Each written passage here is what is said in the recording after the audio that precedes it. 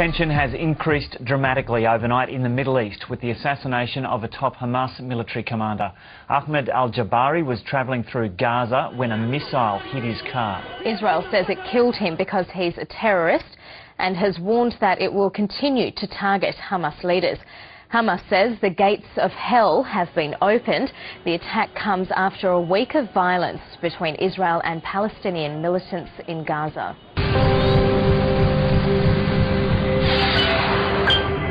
In this car in Gaza tonight, in the sights of a drone and a warplane, is the military commander of Hamas. Ahmed Jabari was top of Israel's hit list for years. Accused of being responsible for the deaths of hundreds of Israelis. He was killed on the spot. Israeli leaders say it's the start of a new offensive, including assassinations against militant Islamic leaders. Warplanes attacked Gaza this evening at least 20 times, killing 2 more militants on motorbikes, hitting ammunition dumps, rocket storage sites and this house. 2 killed here and several injured, including children. Israel says it had no choice after Palestinians in Gaza fired at least 100 rockets at Israel in the last 5 days.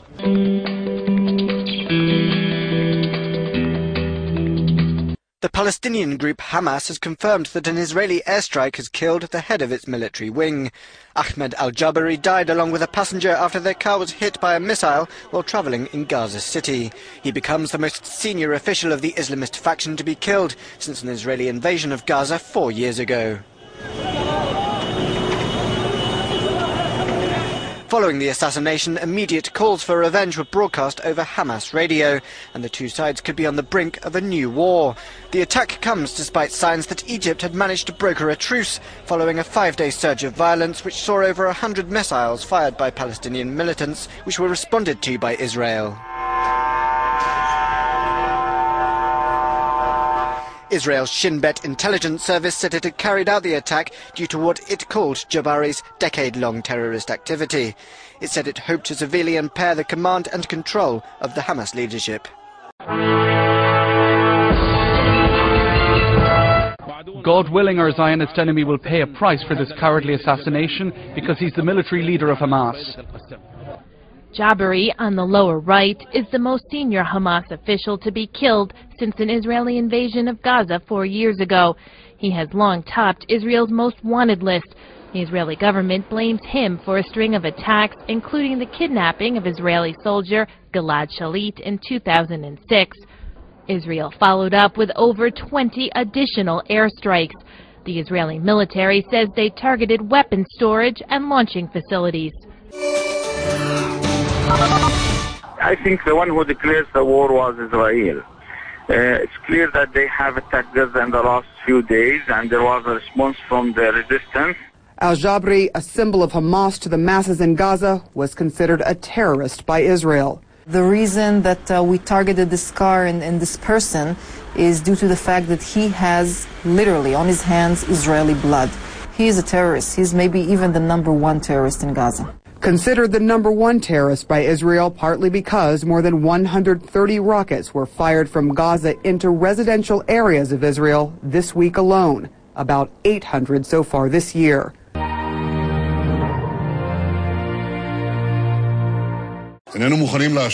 We are not prepared to accept the fact that Israeli citizens are being threatened in the last days with rocket attacks. Today, in a very accurate way, we hit Hamas targets and also intercepted rockets that targeted Israel. Hamas is accusing Israel of breaking an informal ceasefire that held since Monday, and it's promising to retaliate. The Israeli occupier is responsible for the consequences. We say it committed a big crime and it will come to regret it. We are deploying and we will defend our people as best we can. People in Gaza are worried. They've seen such attacks before. But civilians are also being hit. In this crowded strip of land, that's inevitable in airstrikes. Many expect a ground offensive. Few will sleep well in Gaza. Gaza's hospitals are expected to face a busy night, with more casualties this evening, among them children and at least 1 baby. There will be questions about the timing of the action. There's been speculation in the Israeli media that the government needed to be seen to act forcefully to protect its civilians in the run-up to an election next January. Across Gaza, the news has spread fast. There's anger and there's worry. People have come here to the morgue at Gaza City's main hospital, where Ahmed Jabari's body now lies. Hamas have said this killing will open the gates of hell. In a few places, Gazans took to the streets to voice their support. People here fear another war. It's almost 4 years since the last one. Recently, the world's attention has been focused elsewhere in the Middle East, but the region's most deep-rooted conflict never went away.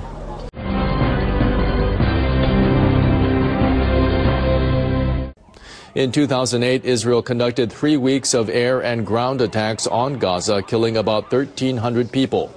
Hamas has released a statement saying the latest attack has opened the gates of hell.